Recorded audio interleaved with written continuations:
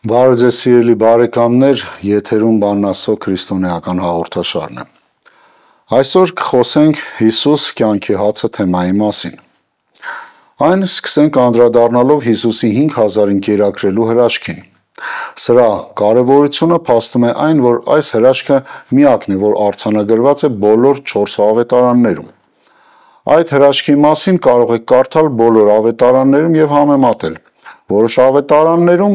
նշվում են այնպիսի մանրամասներ, որոնք չենք հանդիպում մյուսներում։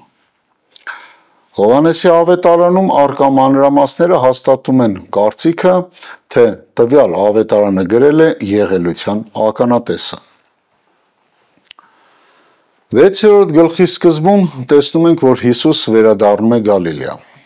Ամբոխը գնում էր նրա հետևից, որովհետև տեսնում էր նրա հրաշքները։ Այդ մարդկանցից շատերը կարող էին լինել ուխտավորներ, որ զատիկի տոնին եկել էին Երուսաղեմ։ Դա Հովհաննեսի ավետարանում նշված զատիկի 3 տոներից երկրորդն է եւ 3 տոներից միակը, որին Հիսուս չմասնակցեց։ Դարձյալ անդրադառնալով աստվածաբան Մերիլթենի Հովհաննեսի հավատի ավետարան աշխատությանը, նշենք, որ նա բերում է 4 հնարավոր պատճառ, թե ինչու է 5000-ին կերակրելու վերաբերյալ Հովհաննեսի արձանագրությունը կարևոր։ Առաջինը. այն Հիսուսին հնարավորություն տվեց ստուգելու աշակերտներից ոմանց անձնական արձագանքը։ Երկրորդը. այն ցույց է տալիս ամբոխի կողմից Հիսուսի ճանաչվածության գագաթնակետը։ Երրորդը. այն դիտարժան հրաշք է, որը ցույց է տալիս Հիսուսի բավարարությունը պակասության պահին։ Եվ չորրորդը. այն ուսուցողական քայլ է առնվազն 2 աշակերտի Փիլիպոսի ու Անդրեասի հավատի կյանքում։ Հիսուս օգտվում է վերոնշյալ առիթից իր աշակերտներին մի քանի կարևոր դաս տալու համար։ Դա արձանագրված միակ դեպքն է, որի ժամանակ Հիսուս ինչ-որ մեկից խորհուրդ է հարցնում, սակայն նրա հարցի նպատակը ոչ թե խորհուրդ ստանալն է, այլ ստուգում անելը, քանի որ ինչպես գրված է 6-րդ խոսքում, ինքը գիտեր, թե ինչ պիտի աներ։ Երբ Հիսուս հրաշքով կերակրեց 5000-ին, բազմացնելով 5000 հացը եւ 2 փոքր ձուկը, կերակուրը ստացած մարդիկ նրան ընդունեցին որպես այն մարգարեն, որ պիտի աշխարհ գար։ Համեմատեք 2-րդ Օրինաց 18-րդ գլխի 18-րդ խոսքի հետ։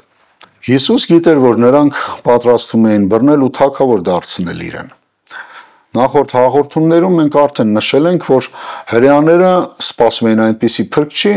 ով իրենց կազատեր Հռոմի քաղաքական ճնշումներից։ Մերիլթենին նշում է, որ կյանքի հացի վերաբերյալ Հիսուսի ամբողջ զրույցը 5000-ին հրաշքով կերակրելուն շարունակությունը կամ հետևանքն է։ Նա այդ զրույցը բաժանում է 3 մասի, ըստ մարդկանց 3 խմբի, որոնց Հիսուս ուղղում է իր ուսուցումը։ Հետաքրքրասեր ամբոխին գրված Հովհաննեսի 6-րդ գլխի 25-ից 40-րդ խոսքերում, տրտնջացող հրեաներին, որոնք Կափառնայումի ժողովարանի առաջնորդներն էին, գրված խոսք 41-ից 59-րդը, եւ Հիսուսի աշակերտներին գրված խոսք 60-ից 71-րդում։ Այսպիսով, ամբոխին ուղղված ուսուցման մեջ Հիսուս գործածում է այսպես ասած աճող հիասթափության գործընթացը։ Ամբոխին սեփական ավանդույթներով բավարարվելուց տեղափոխելով դեպի իր հանդեպ գործուն հավատին։ Առաջինը. հիասթափություն, որ առնչվում է դրդապատճառներին։ Ամբոխը,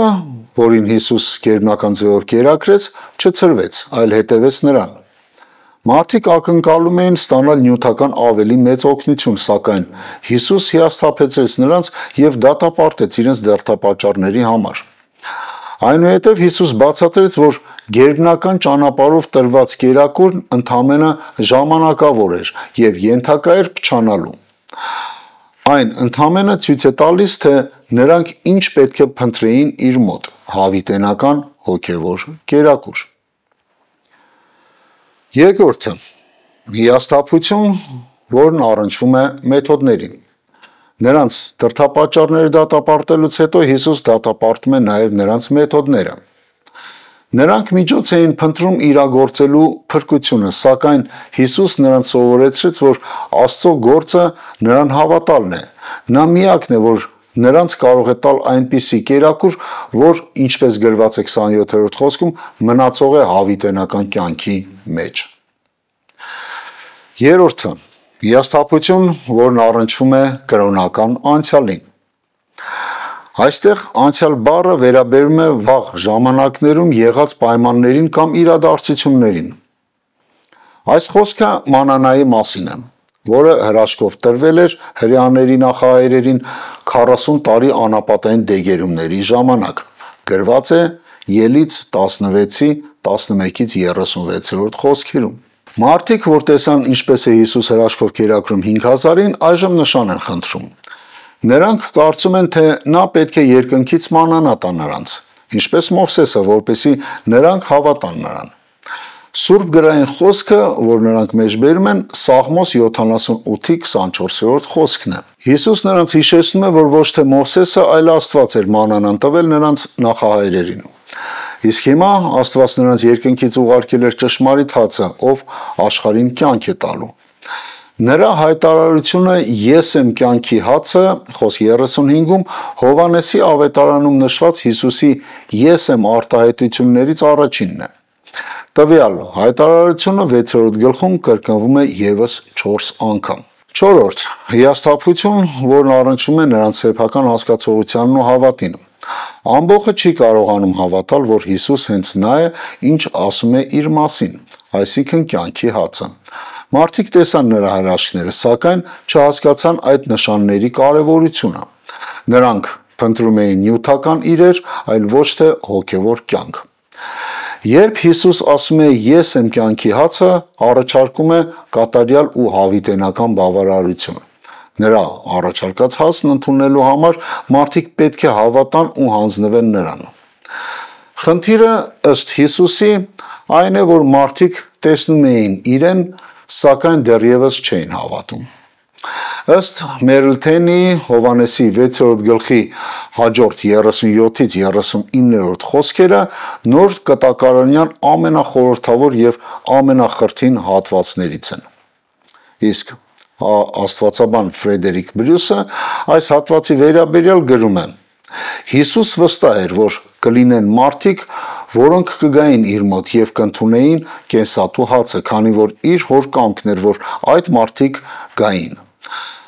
Մարդկանց կուրությունը չի կարող խանգարել Աստծո փրկության գործին։ Աստված իր շնորհով գործում է աշխարհում եւ Քրիստոսին դարձողները գալիս են նրա մոտ այդ շնորհի մեղմ հարկադրանքով։ Եվ երբ նրանք գալիս են, տեսնում են, որ Քրիստոս ստանձնել է իրենց ամբողջական ու վերջնական փրկության ողջ պատասխանատվությունը։ Հաջորդ համարներում տեսնում ենք հրեաներին ուղված նրա ուսուցումը։ Հիսուսի պնդումներն ապշեցնում են հրեական ժողովարանի առաջնորդներին։ Նրանք չեն հասկանում Հիսուսի պնդումը, թե ինքը երկնքից իջած հացն է, կամ որ նրանք պետք է ուտեն մարդու որդու մարմինը եւ խմեն նրա արյունը։ Հրեաները չընդունեցին Հիսուսի պնդումները, թե ինքը երկնքից է իջել, որովհետև ճանաչում էին նրա երկրային ընտանիքը։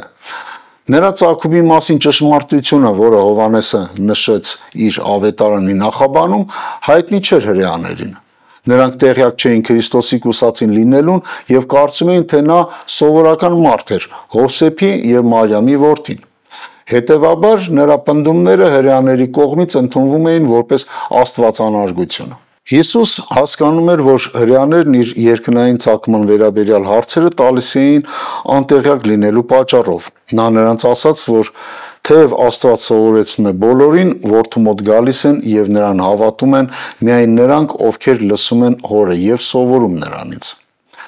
Հրեաները խստորեն առարկում են Հիսուսի մարմինն ուտելու գաղափարին,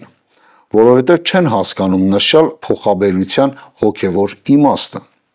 Մերլթենին նշում է, որ Հիսուս դիտավորյալ ձևով թույլ տվեց, որ առեղծվածը նրանց համար մնար չբացահայտված։ Ավելի ուշ վաղ շրջանի քրիստոնյաների թշնամիներից ոմանք նույնպես սխալ էին հասկանում դրա իմաստը եւ նրան մեղադրում տառացիորեն այլոց մարմինն ուտելու արյունը խմելու մեջ։ Նույնիսկ այսօր կան մարդիկ, որ չեն հասկանում նշյալ հայտարարության խորհրդավորությունը։ Աստված հրեաներին արգելել էր ուտել ցանկացած արարածի արյուն։ Սա գրված է Ղևտացիս 17-10-12 խոսքերում, իսկ 11-րդ խոսքում ասվում են հետևյալ խոսքերը, կարդանք. Որովհետև մարմնի հոգին արյունն է, և ես ձեզ տվի այն, որ սեղանի վրա ձեր հոգիների համար քավություն անեք, որովհետև արյունն է, որ քավություն է անում իրենում եղող հոգով։ Այս հատվածից եզրակացնում ենք, որ իր արյունը խմելու վերաբերյալ Հիսուսի հղումը խորհրդանշում է, որ նա է մեր կյանքի աղբյուրը։ Թեննին գրում է, որ հարկավոր չէր տառացիորեն ուտել Հիսուսի մարմինը և խմել նրա արյունը։ Այստեղ Հիսուս խոսում էր փոխադարձ ներբնակության մասին, այսինքն մենք կենում ենք նրա մեջ և նա կենում է մեր մեջ։ Մենք մասնակից ենք լինում նրան կամ յուրացնում ենք նրան կամ նմանվում ենք նրան, այսինքն ընդունում ենք մեր մեղքերի համար խաչի վրա նրա զոհաբեր մահը և անմնացորդ հանձնվում նրան։ Նա բնակվում է մեր մեջ, մենք ընդունում ենք նրան մեր ներաշխարհում։ Ինչպես ինքն է կենդանի հոր համար, այնպես էլ մենք ենք կենդանի նրա համար։ Անգլերեն NIV ուսումնական աստվածաշունչը հիշյալ միտքը մեկնաբանում է այսպես. Այստեղ մարմինն ու արյունը մատնացույց են անում Քրիստոսին, որպես խաչված մեկի և կյանքի աղբյուրի։ Հիսուս խոսում է իրեն որպես Աստծո սահմանված զոհի հավատով ընդունելու մասին։ Եվս մեկ ակնարկ, մարմինը ու արյունը ուտելն ու խմելը Հիսուսի կողմից ցույց է տալիս հավատքով միավորվելու գաղափարը նրա կյանքին։ Այս ամենը միայն որպես սուրբ հաղորդության նախատիպ դիտարկելն անարդարացիորեն սահմանափակում է այն, ինչ Հիսուս ցանկանում է փոխանցել։ Թե սուրբ հաղորդությունը իր տեսանելի նշաններով և թե այս ուտելու ու խմելու պատկերները երկուսն էլ մատնանշում են հավատը Հիսուսի ինքնազոհաբերության մեջ։ Նրանք խոսում են Տեր Հիսուսի էության հետ միավորվող կապի մասին, նրան հոգևորապես և մշտապես սնունդ դարձնելով մեր կյանքի համար։ Հիսուսի խոսք 51-րդում արված արտահայտությունը, թե այն հացը, որ ես կտամ, իմ մարմինն է, որ ես նրան աշխարհի կյանքի համար կտամ, վերաբերում է բոլոր մարդկանց մեղքերի համար նրա զոհաբեր մահվանը։ Երբ մենք ուտում ենք նրա մարմինը և խմում նրա արյունը, ընդունում ենք նրա զոհը և այդ զոհի միջոցով մեզ տրված փրկությունը։ Մենք ընդունում ենք նրան որպես մեր Տիրոջ ու Փրկչի։ Միակնարկով ուզում եմ նշել նաև, որ Հովհաննեսի ավետարանի առաջին 6 գլուխներում բացահայտում ենք Հիսուսի ներկայացրած նոր կարգը, որը իր օրերի մարդկանց համար չափազանց դժվար էր ըմբռնել առանց հավատքի։ Եվ այսպես երրորդ հատվածը ուսուցում ուղղված աշակերտներին։ Հիսուսը գիտեր ինչ կար իր հետևորդների սրտում։ Եթե կյանքի հացի վերաբերյալ Հիսուսի զրույցը նրանց համար դժվար էր ընդունել, ապա որքան ավելի դժվար կլիներ ընդունել խաչի վրա նրա մահը, որի մասին ակնարկվում է համբարձման վերաբերյալ իր հղումի մեջ 63-րդ խոսքում։ Հիսուս իր հետևորդներին պարզորոշ հայտնեց, որ կյանք ունենալու համար նրանք պետք է իրենց կյանքն ամբողջովին հանձնեին իրեն։ Նրա խոսքերի մեջ կյանք կա, որովհետև նրանք հայտնում են նրա գործերը։ Ուշադրություն դարձրեք այն բանի վրա, որ Հովհաննեսը գրում էր սույն հատվածն այն ժամանակ, երբ Քրիստոսի գործը, ներառյալ նրա համբարձումը և հոգու պարգևը, ամբողջությամբ ավարտված էր։ Ավաղ Հիսուսի աշակերտներից շատերն ունեին մակերեսային նվիրում։ Նրանք չէին կարողանում ընդունել նրա ուսուցումը, որը պահանջում էր կյանքն անմնացորդ հանձնել նրան։ Այդ պատճառով նրանցից շատերը հետ գնացին և այլևս ման չէին գալիս նրա հետ։ Ի վերջո, Հիսուս իր ուշադրությունը կենտրոնացնում է 12 աշակերտների վրա։ Նրանց ուղղած խոսքը, միթե դուք էլ ուզում եք գնալ, ցույց է տալիս, որ նա խորապես զգում էր իրեն լքած մարդկանց անհավատությունը։ Պետրոսի պատասխանը, որն արվեց 12-ի անունից, հայտարարություն է այն մասին, որ նրանց հավատն ավելի մեծ էր, քան երբևէ, քանի որ դրա շնորհիվ նրանք նվիրվել էին մեկին, ով ավելի ու ավելի էր կորցնում հասարակության համակրանքը։ Բայց եւ այնպես 12-ից ոչ մեկը չուներ բացառիկ, կայուն եւ վերջնական հավատ։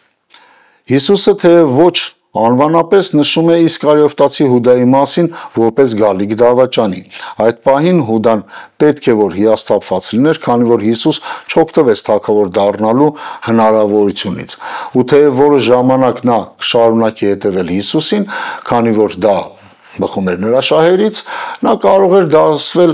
այն աշակերտների թվին, որոնք հենց նոր լքել էին Հիսուսին։ Ավելի ուշ Հուդան կիրագործի իր այլասերված էության մտադրությունը դասալքության վրա ավելացնելով դավաճանություն։ Ամփոփելով այս հատվածի ուսումնասիրությունը ցանկանում եմ մեջ բերել Պետրոսի Հիսուսին ասված խոսքերը։ Մենք հավատում ենք եւ գիտենք, որ դու Աստծո Սուրբն ես։